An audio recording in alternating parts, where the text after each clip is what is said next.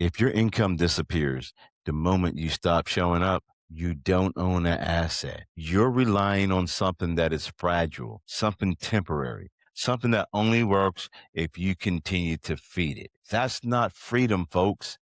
That's exposure. And the longer you rely on effort to produce income, the deeper that this exposure becomes. A lot of entrepreneurs believe effort is something to build with. They think effort stacks. They think it accumulates. They think it actually adds up and eventually becomes ownership.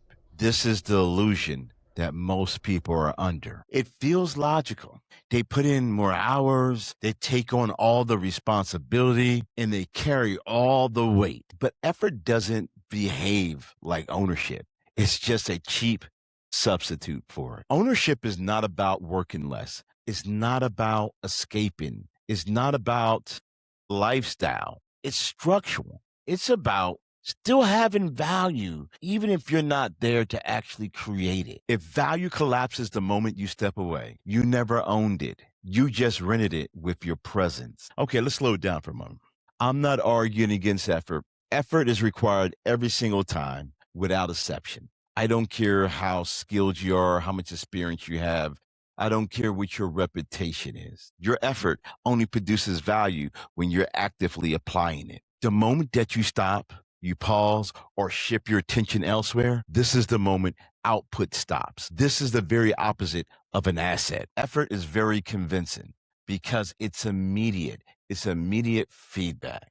You do some work, something happens. A message comes in, a client responds, money arrives. It's immediate. It feels like progress, but progress and ownership is not the same thing. You could be moving forward, standing still on something that's unstable. So don't confuse progress with ownership. What happens over time, you become the load bearing structure. You don't only just do the work, you're the one that keeps it all together. You're the decision maker. You're the problem solver. You're the bottleneck. You're the safety net. Everything routes right back to you.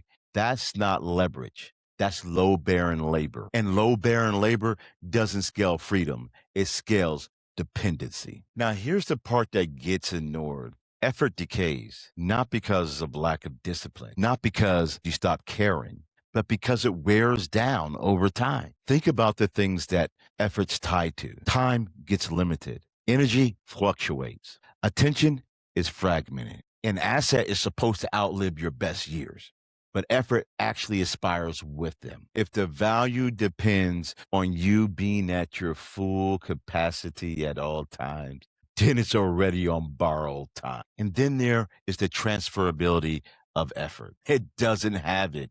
You cannot give it to your children. You can't give it to your friend, to your spouse. You can't give it to your employees. You can't sell it. You can't detach from it cleanly. It is attached to your identity. If you leave and everything pauses and ceases, that means you didn't build something independent. You built something that was dependent on your continuous presence. That's not ownership.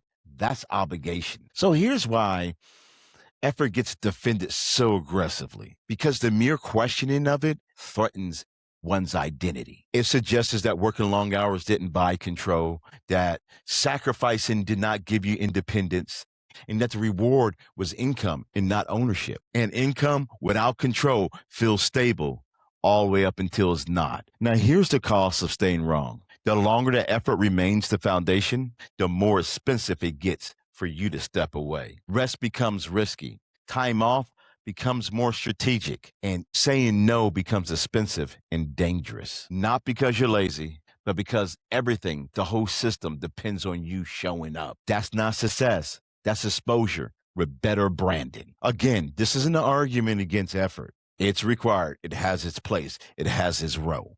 But effort is not ownership.